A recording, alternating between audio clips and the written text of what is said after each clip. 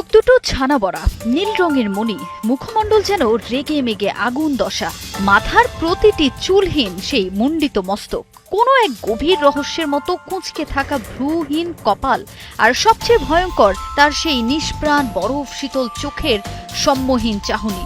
এই রূপ কোনো কৃত্রিম মেকআপ নয়, যেন স্রেফ এক এলিয়ান লুক।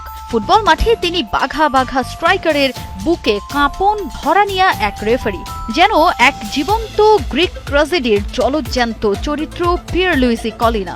মাঠের অন্যায়কারীদের জন্য তার এই চেহারাটাই ছিল সাক্ষাৎ যমদূত, যেখানে কোনো অজুহাত খাটত না। এবার সে কলিনাই হাজির আপনার চোখ ছানা বড়া করতে। মাঠের রেফারিং ছাড়লেও নিয়ম তো ভোলেননি, একেবারে যেন অস্ত্র রেখে দিয়েছেন কিন্তু ট্রেনিংটা ভোলেননি। ঘটনার সূত্রপাত আর্জেন্টিনা বনাম মিশর ম্যাচে। ব্লকবাস্টার থ্রিলার, প্রতি মুহূর্তে রোমাঞ্চ আর টুইস্ট, গোল বাতিল, ফাউল, পক্ষপাতিত্বের অভিযোগ, কি হয়নি ওই ম্যাচটাতে? বিশ্ব চ্যাম্পিয়নদের ওপর রীতিমতো ছড়ি ঘুরিয়েছে মিশর, আর তাতেই লেগেছে বিতর্কের দাগ, যেমন চাঁদেরও কলঙ্ক থাকে। মিশরের গোল বাতিল নিয়ে ফুটবল দুনিয়া এখন দ্বিবিভক্ত। মিশরীয়দের দাবি তাদের সঙ্গে ঘোর অন্যায় করা হয়েছে, কিন্তু সত্য তো প্রকাশ পাবে। ফিফা টেকনিক্যাল বাটন আর ভিএআর এর নিখুঁত চশমায় ধরা পড়েছে আসল সত্যিটা। আক্রমণের শুরুতে যা বিল্ড আপে ফাউল হলে গোল বাতিল হয় নিয়ম, আর সেসব নিয়মের কাঁটা তার এই কাটা পড়েছে মিশরের গোল। বিশ্বকাপ টুর্নামেন্টের মাঝপথে যখন তুমুল কন্ট্রোভার্সি, ঠিক তখনই সমহিমায় হাজির FIFA referee committee chairman পিয়ারলুইজি Kalina. পরিষ্কার জানিয়ে দিলেন ফুটবলে কোনো ম্যানিপুলেশনের জায়গা নেই।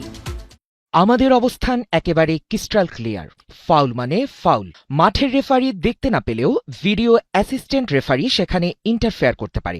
মিশরের মারওয়ান আত্তিয়া স্পষ্টভাবে লিসান্দ্রো মার্তিনেজের পায়ে পাড়া দিয়েছিলেন, তাই নিয়ম মেনেই সিদ্ধান্ত নেওয়া হয়েছে।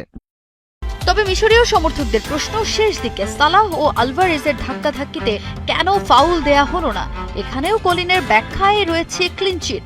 কয়লা ধুইলে যে ময়লা যায় না, তেমনি নিয়ম না জেনে সস্তা আবেগ দিয়ে তো আর ফুটবল চলে না। কোনো ডিফেন্ডার আগে বলের নিয়ন্ত্রণ নিলে এরপর স্বাভাবিক কোনো ফিজিক্যাল কন্ট্যাক্টকে ফাউল বলা যায় না। ম্যাচ অফিসিয়ালদের সততা নিয়ে ভিত্তিহীন অভিযোগের কোনো জায়গা নেই। কেউ দাবি করতে পারবেন না যে ফিফার রেফারিং কারো দ্বারা প্রভাবিত হতে পারে, এমনকি ফিফা সভাপতি দ্বারাও নয়। আমাদের ওপর পূর্ণ ট্রাস্ট রাখা হয়েছে। বিতর্ক যতই চলুক, কলিনার এমন কড়া ব্যাখ্যার পর সমালোচকদের মুখে যে আপাতত কুলুপ আঁটতে হচ্ছে তা বলাই যায়। তাজিন খন্দকার, ৭১।